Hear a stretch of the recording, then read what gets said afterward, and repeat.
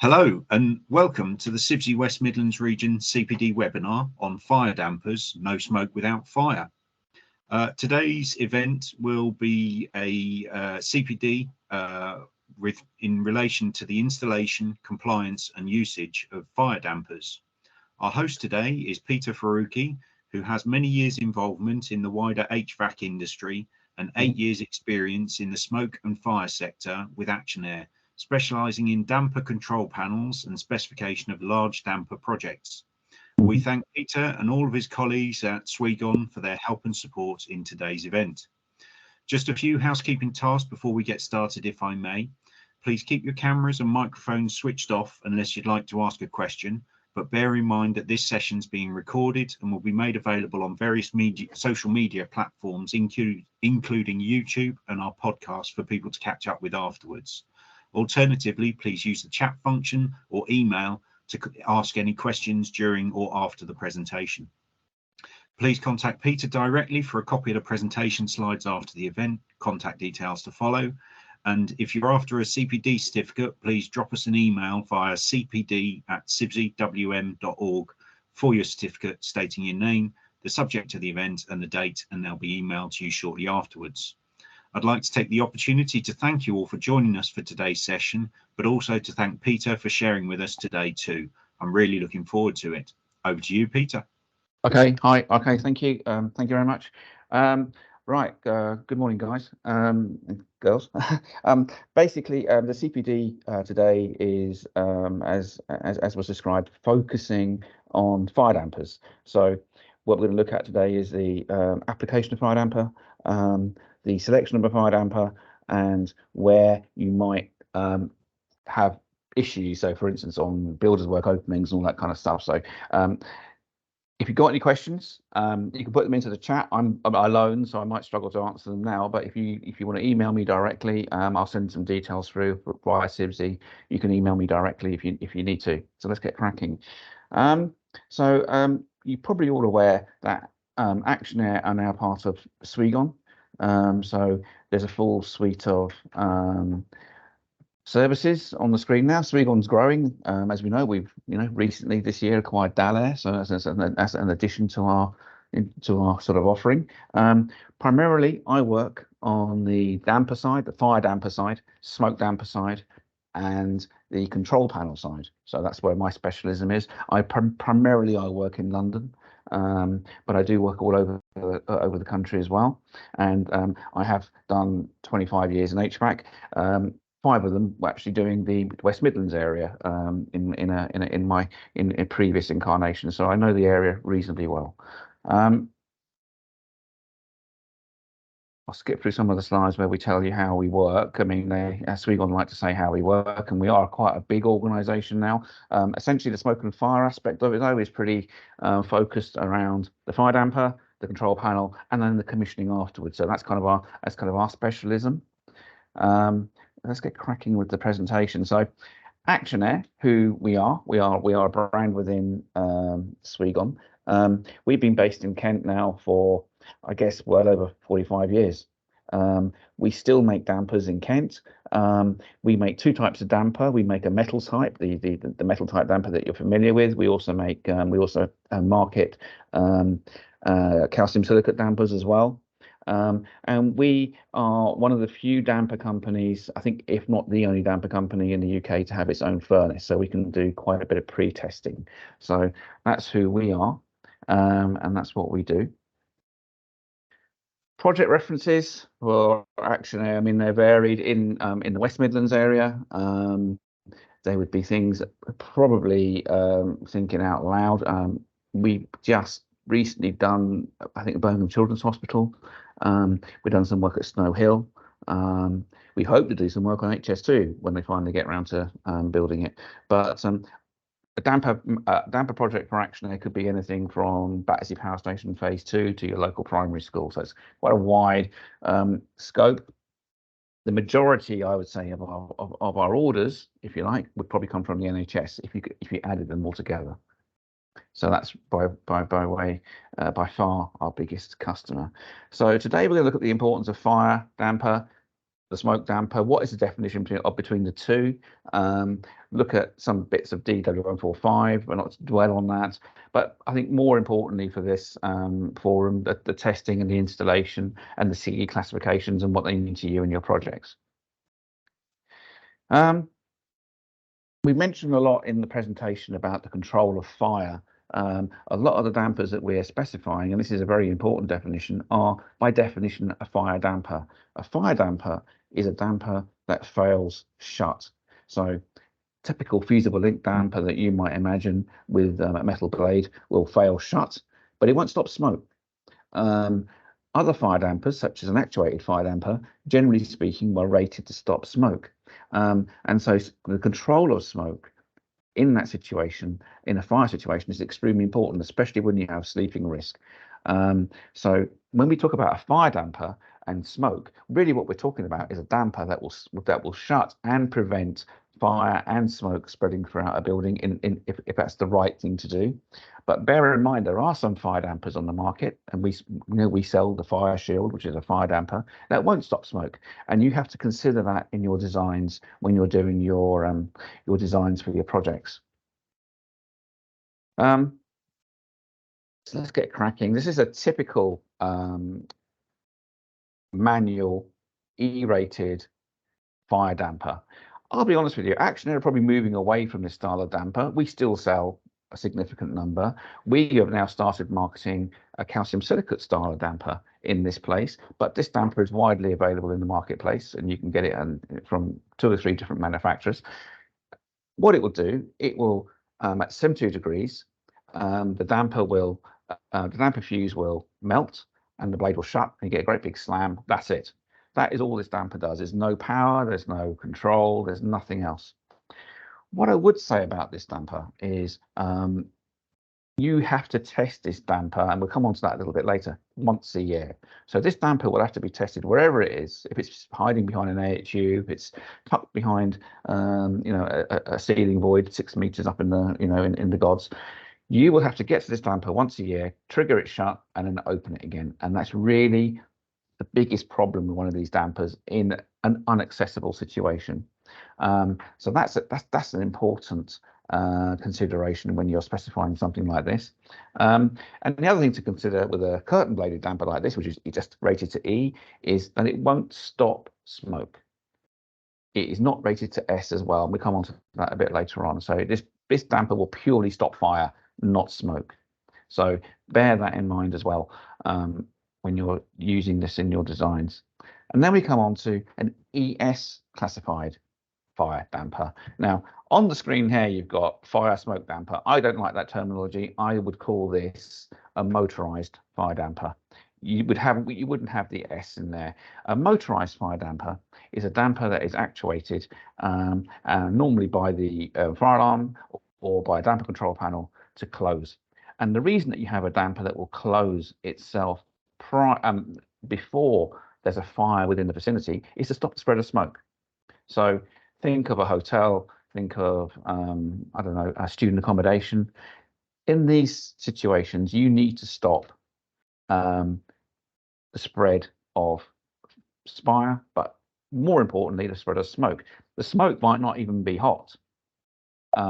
You might have reasonably cold smoke, 60 degrees or something. It's not even going to trigger a damper, but it could be poisonous. And that's why you need an actuated damper as opposed to a non-actuated damper, and a damper that's rated to ES in those situations. This is a typical motorized fire damper. Immediately you can see it's a different proposition to just the ordinary fire damper. You have an actuator on there for starters. The actuator will have an electrothermal release. So when powered, that actuator will act like a fire damper because at 72 degrees it will close and it will basically not open again. But you can see the construction of the damper is heavier, thicker, and also the actuator is also heavier and thicker. And you have to consider, how would I install that? How would I power it? And how would I control it? Bear in mind that the testing regime for a damper like that remains the same. You have to test that once a year. So that's also important.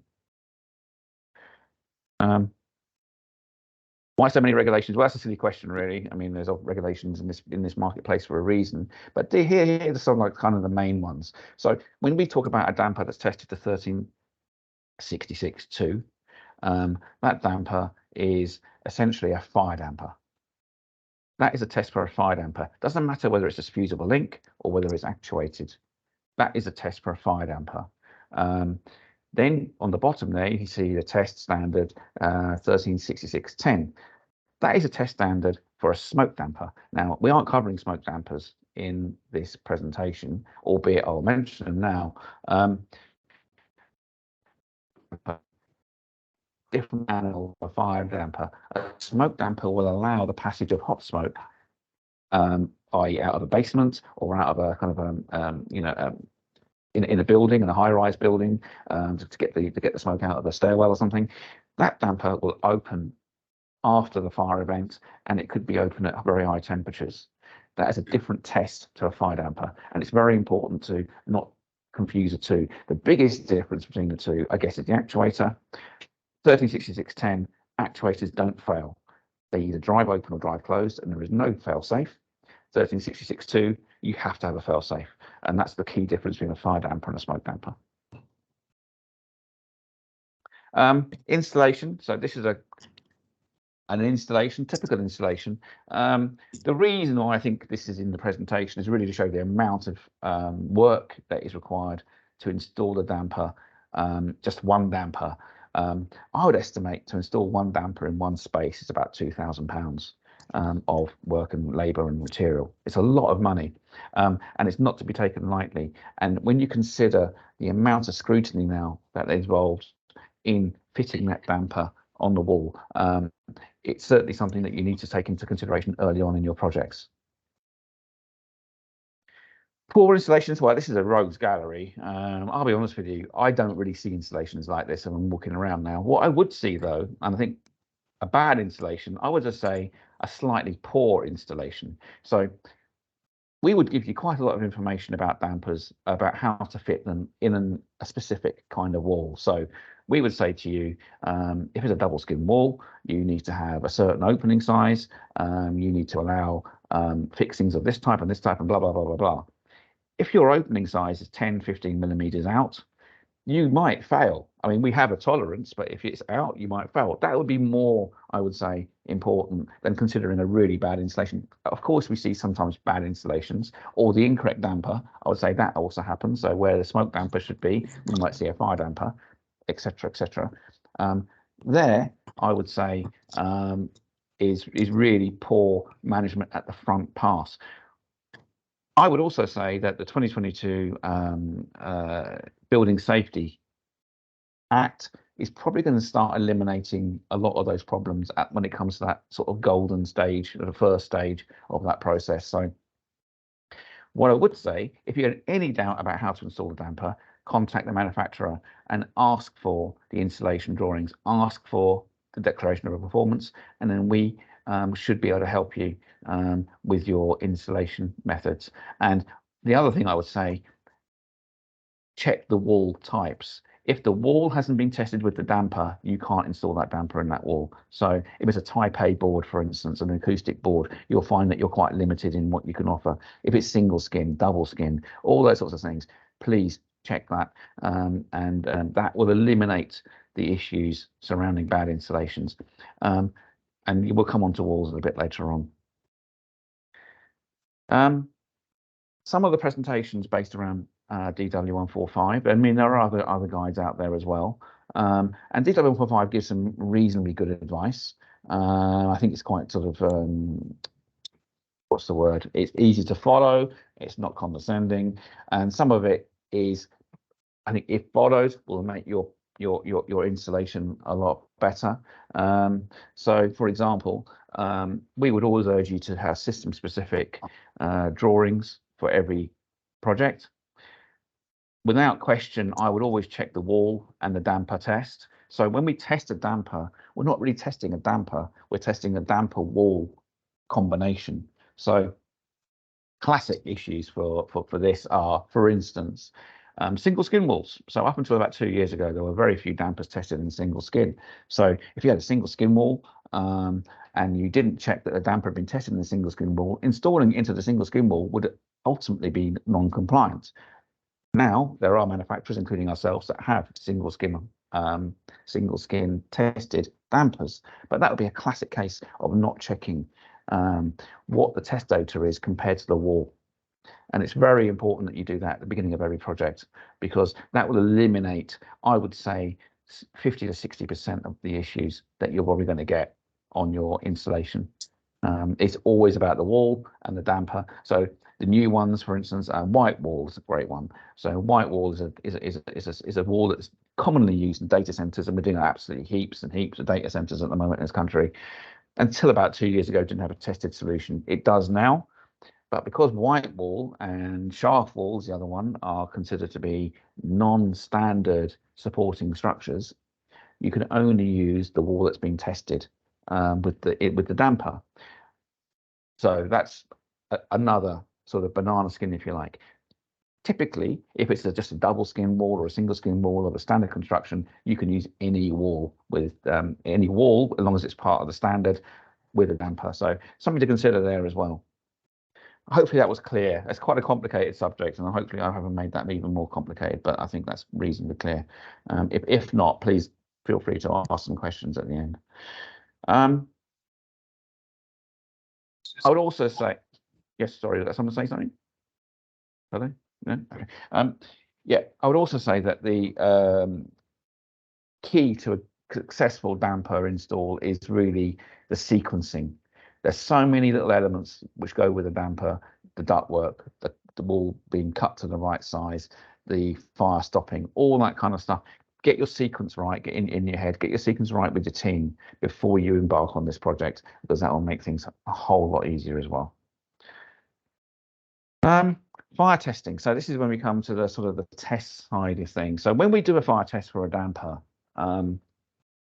we don't do it, for starters. So every damper that is tested to a CE mark has been third-party tested. So we take a damper and then we send it along with a wall to, it could be to Warrington, or it could be to Poland, or it could be to Croatia, to the test house. It doesn't matter. We wave it goodbye at the factory and it comes back. We don't have any involvement with the test. We might set up the wall, but that's about it. Then the damper is tested in the wall for a certain amount of time. So what we tend to do, so for instance, if we tend to take a double skin wall, let's say a typical classic double skin wall, we tend to take a 60-minute wall and we try to test it for 120 minutes to give you 120 minutes, 2 hours in a double skin wall. If we took an 120-minute rated wall and tested for 2 hours, that's fine. But then you can't apply that test to a 90-minute or a 60-minute wall. You can't go backwards. But if you do a 60-minute wall and do it for 2 hours, then you can apply it upwards. It's always, if it's got more fire insulation, if it's thicker, better, then that's going to be an easier way for you, certainly for us, to provide you what you need. And this is where you need to be slightly careful with DOPs, Declaration of Performances, which are on everyone's website. The Declaration of Performance on anyone's website will tell you what type of wall has been tested and for how long. And that's the key element of your design and your fire strategy. And that's the bit you need to tie up at the beginning. So that 60-minute, 90-minute, 120-minute, extremely important. You might have a single skin wall rated to 30 minutes. You know, it really depends on the wall, the place, and what you're trying to do and what you're trying to achieve. So very important that you look at the test, you look at the declaration of performance, which is basically a function of the test data, and you decide what type of damper is the right damper for you.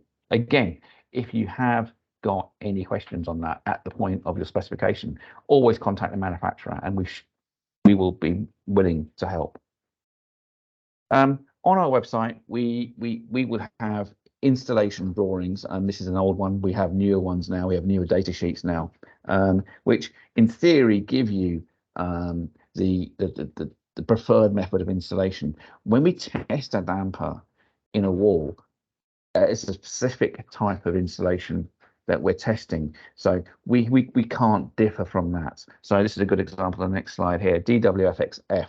I would say this is 90%, if not 95% of our dampers in a wall, a DWFXF. DWFXF, yeah, DWFXF. It's a very simple fix. I would urge you, if you're looking at an Actionair damper, to go for this type of method of installation wherever possible, whether it be in double skin walls, block work walls, whatever. Look at this, because this is going to be your easiest fix. You have a variety of fixing options here. You can use the drop rods, don't always have to, but you can use the drop rods, and then you can also go through the case and put it through to the wall like that. So there's a variety of different options here how to fix this damper. It's the easiest damper to fix, without doubt. And all this information will be on our website. We try to encourage you to go to the website, because as soon as we've done a test, as soon as we've done some literature, it normally becomes out of date. So this is quite important.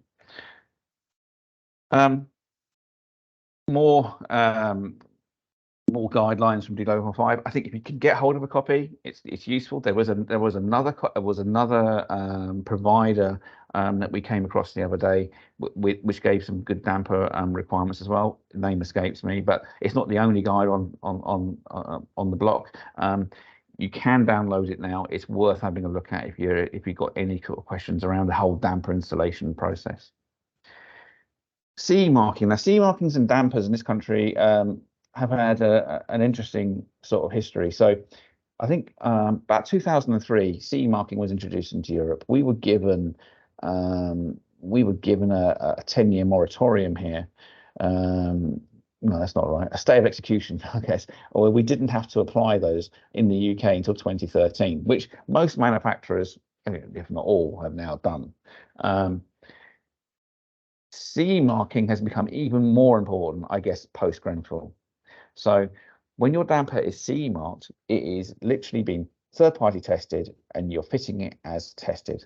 Nothing else. There's no other questions there. The UK does allow you to fit dampers which are non-CE marked, i.e. out of their tested method.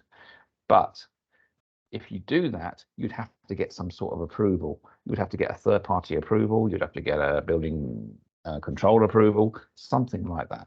And then you really would have to think, how am I going to do this? You have to start that process quite early, because if you leave it too late, it's never going to happen. We do see projects which are non-CE marked go through occasionally. They are very, very painful. They require a lot of information flow, a lot of time and effort from the designer, but it's unusual. I think over the next 2 to 3 years, we're probably going to see an elimination of that process. And so the next question you might ask there is, well, okay, you haven't got a CE marked a damper. How can I get a CE marked damper? Can you test one? And the answer is to that is the short answer is yes, but the long answer is it might take you 6 months and cost you £30,000. So it really is an important part of this process. The CE marking is becoming critically important for all sorts of reasons.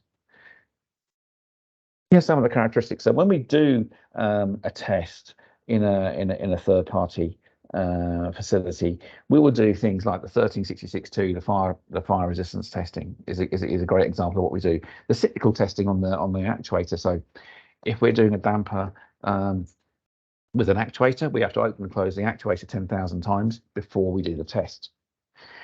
The most important thing that probably comes out of the test for you, and is on our website, is the DOP, the Declaration of Performance. That gives you the passport for that damper in the type of wall and the time and the installation method. And it is of critical importance. So the DOP of any damper manufacturer is really the Bible, and you need to seek that on any damper manufacturer's literature. So when you're doing your project, the DOP should be one of the first things you look at, and you should be comparing the DOP with the fire strategy and the walls, and then make sure that it all fits. And again, seek advice if you're not sure, because it is extremely important. Some of the criteria, so the testing is classified to 13501. That's a 51 part 3. That is a fire damper test. So what we would come out of that. So first thing is the type of damper. So integrity is E. So every wall, for instance, has a rating of E and I. Integrity 60 minutes. I might be 60 minutes or 30 minutes or whatever. And then S means, do you want to stop So most dampers in the UK, I would say the majority, are rated to E integrity, which matches the wall. No point not matching the wall. Completely, be completely mad. And S, the I is an interesting one. I has not really been used in this country, I would say, up until about 5 years ago. It was confined exclusively to Crossrail, underground in London. That's pretty much it, and the odd damper here and there. I is much more prevalent now, and we do sell I-rated dampers as well. We have a range of I-rated dampers, and what I is insulation is the prevention of heat transferring from one side to the other. In Europe, I would say 99.999% of dampers seem to be I-rated. There's very few that don't seem to be I-rated, and basically it's a single bladed damper, calcium silicate. It's a slightly different construction, but it does the same sort of things, except it adds that I. There was talk. Come back if document B comes back with a more positive recommendation that if you're replacing a hole in the wall that is rated to 60 EI, your damper should be rated to at least 60 EI. That was actually quashed by the government, but I can see that coming back. And there are some people that will only buy I-rated dampers, which is fine. We don't mind. We have no axe to grind either way. And I'll be interested to see how the UK market goes in the future on this topic, because ultimately, if you went back to sort of like first principles, you would say, yeah, maybe I need to replace the I within the wall. We don't deem it necessary in the UK at this time, but who knows what's going to happen in the future. Time. So time is it 30, 60, 90, or 120 minutes? We don't go beyond that, generally speaking, with a CE marking. Is it vertical, horizontal? The eyes, the inside, the outside, vice versa. What that is referring to is the dampers being tested with the actuator in the furnace and then out of the furnace. That means that both sides are protected. If you haven't got arrows in both ways, then that means you can only mount the damper one way, either to the non-protected side or the protected side, and you have to be very, very careful. I would say 99% of dampers now are tested with I and both ways. If you look at some of the lobby dampers, you might need to look at those, and that might be a place that you need to be careful. And then cycle testing. That is what I referred to back about the actuator. If it's tested to 10,000 cycles, fine. That is a power open fail-safe actuator. If it's 20,000 cycles, then that would be a modulating actuator, which you could use with a damper.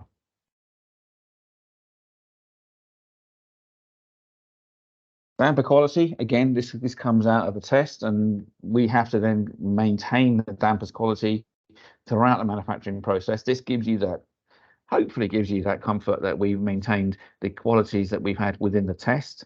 And I think you have to retest every 5 years. There's a specific set of times. I can't remember. There is a time limit that we have to keep on retesting. So that's what this slide is all about. And not getting it right. Well, I mean, I don't think you need to worry too much about that. Now we come on to a part of the presentation which is probably, I think, probably more interesting than anything else I've said the last half an hour. We mentioned DW145. Check that out. BS 9999, again, important document, needs to be read specifically when it comes to testing of dampers. BS 9999 will tell you that you need to test that damper every year. Doesn't matter if it's actuated or whether it's a fusible link. The bottom line, you see that damper, open and close, and give it a clean every year. That's the bottom line, wherever it is. Approved document B, well, this is a 2019 version. And so what approved document B would do is tell you what type of damper to use where. So the biggie there is sleeping risk. So if there's a sleeping risk, you need to use an actuated damper triggered by a third party, so like a fire alarm or damper control panel. If the ductwork is crossing over an escape route, you need to protect that as well via a fire alarm, so an actuated damper there. Approved document B will really give you where you need to be using an actuated damper as opposed to a fusible link damper. Now, when approved document B comes out again, it might say more about dampers. I don't know. We don't know yet, and we're waiting to see what it says. And that's where the I might come back into play. We don't know. At the moment, the guidance is not, you don't have to use the I. HTML5, very similar to approved document B, but for hospitals. Again, it kind of urges you to use an actuated damper more often than not in a hospital scenario. I haven't sold a fusible link damper to a hospital for, well, 5 years. I can't even remember, to be perfectly honest. So hospitals, generally speaking, will be using actuated dampers. As you can imagine, sleeping risk, infirm, it's all those things that you definitely need an actuated damper for. And then we come on to sort of like the painful slide of separation between services. This is a question that we get asked a lot. So the test standard means that we have to put the damper within 75 millimeters of the construction element and 200 millimeters of other things, i.e. a damper. And that's to give the wall integrity, to maintain the wall's integrity. There's not a lot we can do about this unless we specifically test in a concrete wall with specific dampers at specific distances. This is kind of what we're left with.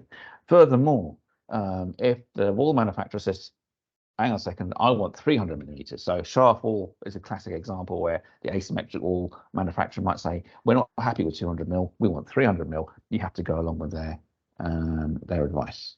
So separation of services is very important. When you're setting out your dampers, extremely important. So again, seek guidance. We have a hole sizer on site, which enables you to say how big the hole has to be, and you can do your spacing. Our BIM models will also give you that space as well. So if you're using BIM, the BIM models that we have, and I'm sure others, is that when you plonk the BIM model in there, it will give you the space around the damper that you need to fit it. And there's some more guidance here about different separation of services. One of the big questions I get asked is, if I make a great big hole, can I stick a load of dampers through it? No, you can't do that. It has to be separate holes unless otherwise tested, and I don't know too many people have done that. So that's really it. I mean, that's the presentation. Thank you for listening.